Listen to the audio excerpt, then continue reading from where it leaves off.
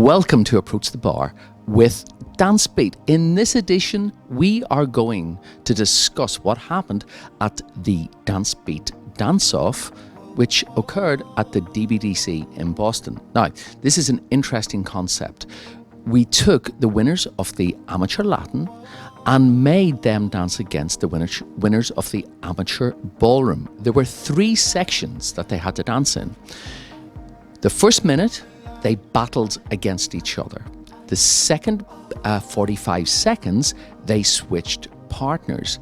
Then each couple had a minute each to do whatever they wanted to do to their own music.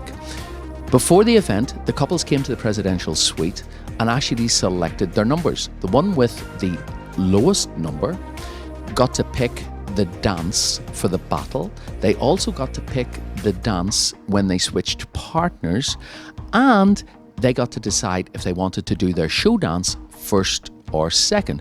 All of these things can really affect the result. So we are now back with the show dance section of the DanceBeat dance-off. This is where the couple had the floor to themselves for 1 minute to show us something really exciting. Interesting little thing here. Both couples in their show did ballroom and Latin. Was this a good idea or a bad idea?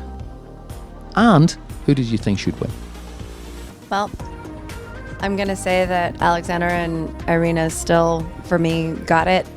I felt their number was more energetic, more captivating. It was dressed great, and the stuff that they delivered in their routine, regardless of whether it was their principal style or not, was done with real conviction.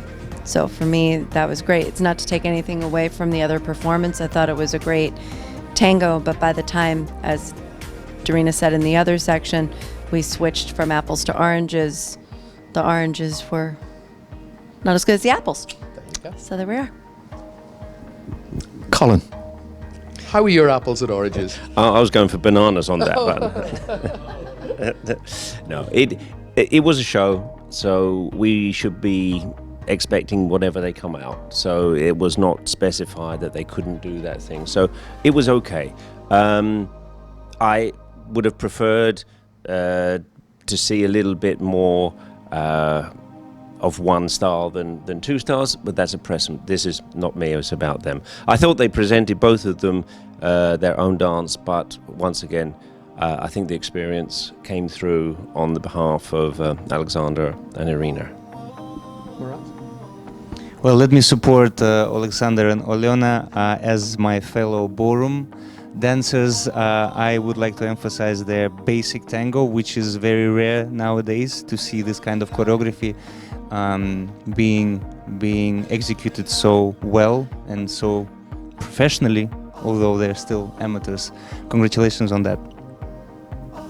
Just if anybody wants to answer this, yeah, they danced tango, but they danced it to a piece of music that had nothing to do with tango. Anybody have an opinion on that? Did anybody notice? You were good with that? It's a clubby type of music, and I think it was the nice balance between the tempo and the rhythm. So it was up to date. It was modern music, but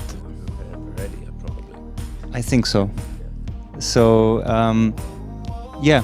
I mean, the music was actually, I caught myself thinking they found a good piece of music. Okay. Alan? Yes, I'd like to say I agree with Marat. I love the maturity of the tango, the quality of the basics, which is always great to see, as well as the more open figures. So that was great. I do feel that, of course, that Oleksandr and Arina, they surprised me actually. As I'm also a 10 dancer, so I was really impressed by his ballroom. And for the future, we're all kind of laughing and joking about being 10 dancers, but I believe you can teach anything in any style, even the smooth. If you've done 10 dance, I think it just professionally, it sets you up to be a teacher and gives you longevity because you can teach anything. You can go into any studio and be able, not panic, let's say.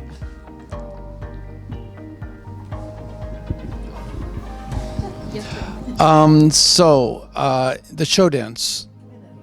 Oh yes, yeah. Okay, there we go. Show dance. Show dance. Sorry. So I like to see basic tango. I agree with that, but I don't think this was the best time for them to show it. I think if they're going to do a show dance, I think they have to think. I like the idea of different music very much. There's a song called Control, which is done by an orchestra of a Janet Jackson version, which is very club-like, and I like to choreograph tango to that. So I think it's good to do something like that, but I think you have to really interpret that music and make it really have. They could have gone a lot further with that. And I think that was maybe just not the best time for them to show that basic. I think it could have been in the other section. And also, I think I have to say, even costuming, I think they didn't make the best choices. I think that Alex and Arina made better costume choices. It was more impactful, we'll say, both for the audience and to judging. But all talented, and that's why when we do this more and more, I think the couples will spend more time really thinking about it, making choices that are stronger for the competition. And finally, I have to say I have another name for 10 Dance because I did do 10 Dance with 2 different partners because didn't get everything in one. So I call it 10 Dance pre-American style.